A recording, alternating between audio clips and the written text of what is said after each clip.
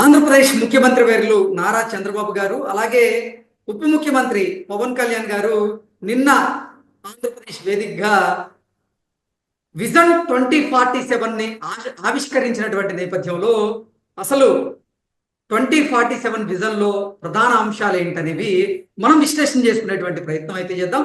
ప్రస్తుతం మనతో పాటున్నారు ప్రముఖ రాజకీయ విశ్లేషకులు అంకమరావు గారు. సార్ నమస్తే సార్. నమస్తే కృష్ణ. సార్ 2047 విజన్ లో ఉన్నటువంటి ప్రధాన అంశాలు ఏంటి అంటే ఏం చెప్తారు సార్? చంద్రబాబు నాయుడు గారు 2047 అంటే భారతదేశానికి 2047కి ఎలా ఉండాలనే దాన్ని ఆయన అధికారంలో ఉండగా రూపొందించలేదు. ఇది గమనించుకోవాల్సిన అంశం. ఆయన ప్రతిపక్ష నేతగానే ఉన్నప్పుడే దాన్ని రూపొందించి భారతదేశం 2047కి ఎలా ఉండాలి, ఆంధ్ర రాష్ట్రం ఎలా ఉండాలని చెప్పని విశాఖపట్నం వేదికగా దాన్ని అందరికీ అందజేయటం కూడా జరిగింది. దాని గురించి చర్చలు కూడా జరిగినాయి. చంద్రబాబు నాయుడు గారి గురించి ఒక విషయం మాట్లాడుకోవాలంటే 2020 నాడు అంటే 2020 గురించి ఆయన ప్రచురించినప్పుడు మాట్లాడినప్పుడు చాలా మంది ఎగతాళి చేయడం కూడా జరిగింది. అంటే ఈ 2020 వరకు ఈయన అధికారంలో ఉండాలని కోరుకుంటున్నారు, అలా ప్రణాళిక రచించుకున్నారని చెప్పని నాటి ప్రతిపక్ష నేత వైఎస్ రాజశేఖర రెడ్డి గారు చెప్పడం కూడా జరిగింది. మరి ఆ రోజు ఎగతాళి చేస్తే ఈ రోజు ఆ ఫలాలు అందుకుంటున్నాయి కదా ఉభయ రాష్ట్రాలు కూడా. ఇది మనం జగమెరిగిన సత్యమే కదా. ఈ రోజుకి తెలంగాణ ప్రాంతం దాని వల్ల ఆయన 2020 అనే కళ వల్ల ఈ రోజు ఎంత లబ్ధి పొందిందో మనం చూస్తానే ఉన్నాం. మరి 2014 నుంచి 2019 వరకు చంద్రబాబు నాయుడు గారు ఏ విధమైనటువంటి అవకాశాలు లేని, రాజధాని లేని, అంటే రాజధాని సంపూర్ణంగా లేనటువంటి రాష్ట్రానికి ముఖ్యమంత్రి అయిన తర్వాత, అప్పుల్లో ఉన్నటువంటి రాష్ట్రానికి ముఖ్యమంత్రి అయిన తర్వాత ఆయనకున్న పరిచయాలు, ఆయన పేరు ప్రఖ్యాతులను దృష్టిలో పెట్టుకుని వచ్చే పరిశ్రమలనే, అందుబాటులో వచ్చిన పరిశ్రమలను తీసుకుని వచ్చేసి ఏ విధంగా ముందుకు తీసుకెళ్లాడో మనం చూస్తానే ఉన్నాం. ఆయన యొక్క కళ, ఆయన యొక్క మానసిక పుత్రిక అమరావతి కావచ్చు, లేదంటే అమరావతి ఆయన మానసిక పుత్రిక, పోలవరం అనేది ఆయన కళ. ఎందుకంటే పోలవరం పూర్తయితే ప్రజలు ఏ విధమైనటువంటి లబ్ధి చేకూరుతుందో ప్రజలకి క్షుణ్ణంగా తెలిసిన వ్యక్తి. ఎందుకంటున్నానంటే అది పోలవరం అనేది కనుక పూర్తయి ఉన్నట్టయితే 2021 నాటికి ఆంధ్ర రాష్ట్రానికి సాగునీరు, తాగునీరు, విద్యుత్తు ఈ మూడిటికి ఇబ్బంది ఉండేది కాదు. సాగునీరు సంపూర్ణంగా ఉంటే రాజనాలు పండిస్తారు ఆంధ్ర రాష్ట్ర రైతులు. ఇది ఒకటి గమనించుకోవాల్సిన అంశం. దానివల్ల దేశానికి కూడా ఉపయోగం, రాష్ట్రానికి ఎంతో ఉపయోగం జరిగి ఉండేది. అలాగే విద్యుత్తు 40 పైసల నుంచి 60 పైసల లోపు ప్రజలకు అందేది. దానివల్ల నాకు తెలిసిన లెక్కల ప్రకారం 1,00,000 కోట్ల రూపాయలు ఆంధ్ర రాష్ట్ర ప్రజలు నష్టపోయారని అయితే నేను భావిస్తున్నాను. అట్లాగే ఈ ప్రజలకు అందుబాటులో కనుక ఈ సాగునీరు, తాగునీరు వచ్చి ఉన్నట్టయితే వాళ్ళు ఉద్యాన పంటలు కావచ్చు, లేకపోతే కూరగాయలు కావచ్చు, తోటలు కావచ్చు, రకరకాలుగా అంటే వాణిజ్య పంటల వైపు మళ్ళీ, లేదంటే ఇప్పుడు జరుగుతున్నటువంటి వరి కావచ్చు, మిర్చి కావచ్చు, అపరాలు కావచ్చు, వీటికి సంబంధించిన పంటలన్నీ పండించుకుంటా ఉంటే ఎంతో వృద్ధి చెంది ఉండేవాళ్ళు. దానివల్ల నష్టపోయారా లేదా?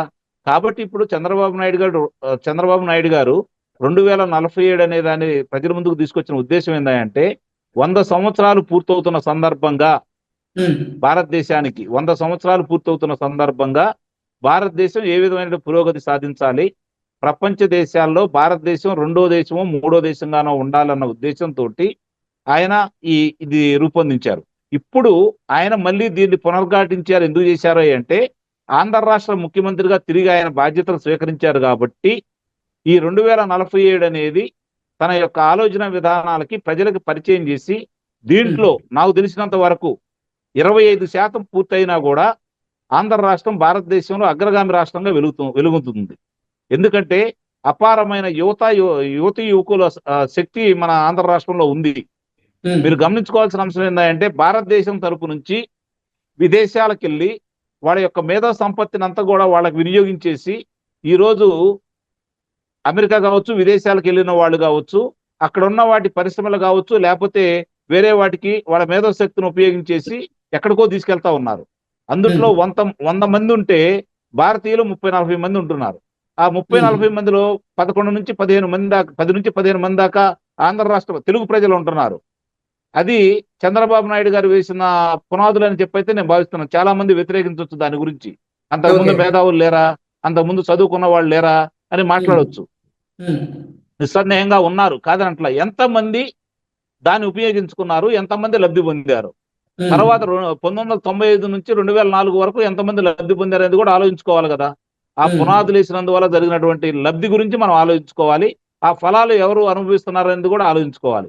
ఈ రోజు ఉమ్, చంద్రబాబు నాయుడు గారు ఏమంటున్నారు?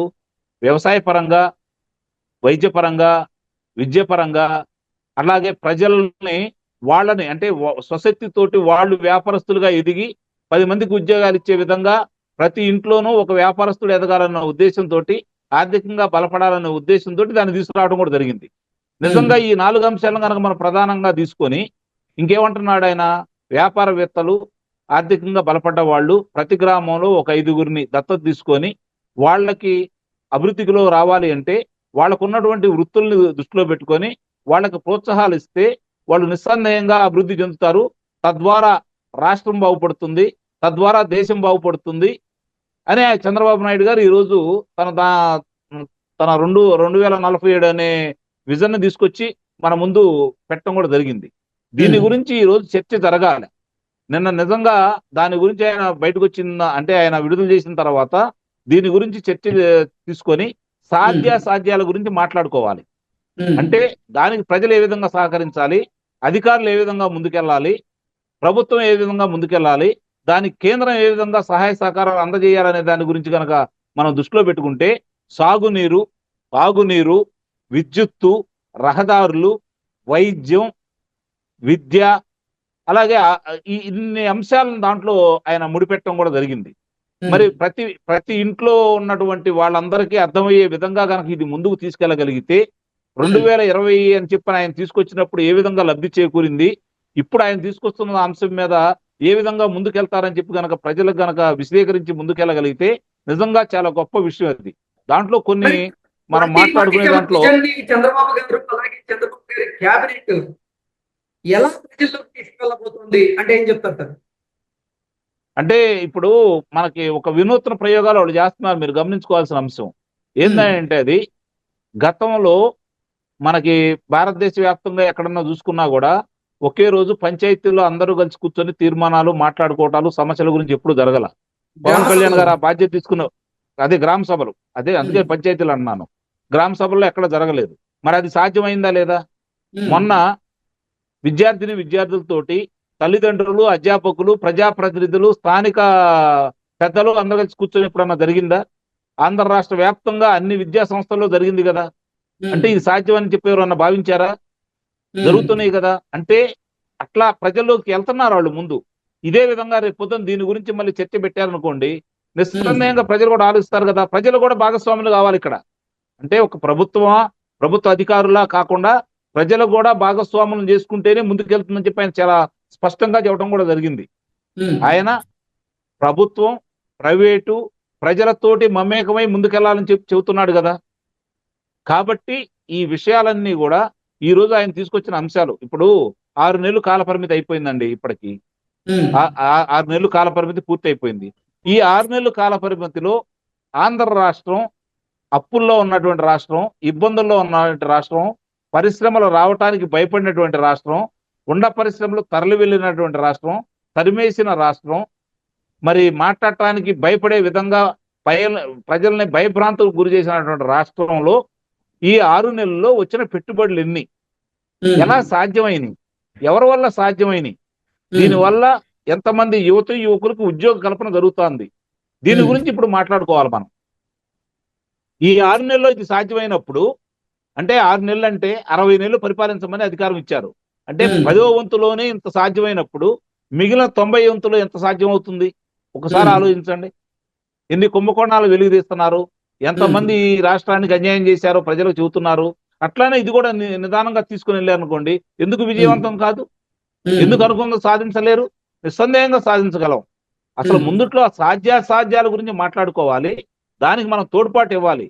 తీసుకురాంగంలోనే ఈ విధమైన ఆలోచనలు తీసుకొచ్చారని చెప్పని అప్పుడే విమర్శలు మొదలు పెట్టారు. ఆ విమర్శలకు అనేది వాళ్ళ పనితీరుతో సమాధానం చేస్తే మంచిది అనేది నా భావన. ఓకే సార్, నిన్న విజన్ 2047 ని ఆవిష్కరించిన నేపథ్యంలో ఆంధ్రప్రదేశ్ ఉప ముఖ్యమంత్రి పవన్ కళ్యాణ్ గారు ముఖ్యమంత్రి వర్యులైనటువంటి చంద్రబాబు గారిని ఆకాశానికి ఎత్తేశారు. సార్ ఏమనిపించింది అది చూసిన వెంటనే? అంటే ఒకటి మాత్రం నేను అతను రాజకీయాలు వచ్చిన కాడి నుంచి గమనిస్తూనే ఉన్నాను. 2013లో అతను పార్టీ పెట్టిన కాడి నుంచి అతన్ని గమనిస్తూనే ఉన్నాను. ముఖ్యమంత్రి ఆ, చంద్రబాబు నాయుడు గారికి ముఖ్యమంత్రిగా ఉంటేనే ఈ రాష్ట్రం బాగుపడుద్ది, విభజిత రాష్ట్రం అని చెప్పని, ఎన్నికల్లో పోటీ చేస్తే ఓట్లు చీలితే ఇబ్బంది పడతామని చెప్పని ఆ రోజు బేషరతుగా మద్దతు ఇచ్చాడు. అది ఒక మంచి పరిణామం. దాని ఫలితాలు కూడా ప్రజలు చూశారు. సరే, 2019లో అధికారం కోల్పోయింది. మళ్ళీ 2019 నుంచి 2024 వరకు ఆంధ్ర రాష్ట్రంలో జరిగిన విధ్వంసాన్ని చూసి ప్రత్యక్షంగా తాను కూడా బాధితుడే. కాబట్టి చంద్రబాబు నాయుడు గారే 10 సంవత్సరాల అధికారంలో ఉంటే, కూటమి ప్రభుత్వం 10 సంవత్సరాల అధికారంలో ఉంటే తప్ప ఈ రాష్ట్రం గాడిన పడదని చెప్పనే స్థిర నిశ్చయానికి వచ్చిన పవన్ కళ్యాణ్ గారు ప్రతిదీ గమనించుకుంటూ చంద్రబాబు నాయుడు గారి వేగాన్ని అందుకోలేమనే నిర్ణయానికి కూడా వచ్చుంటారని అయితే నేను భావిస్తున్నా.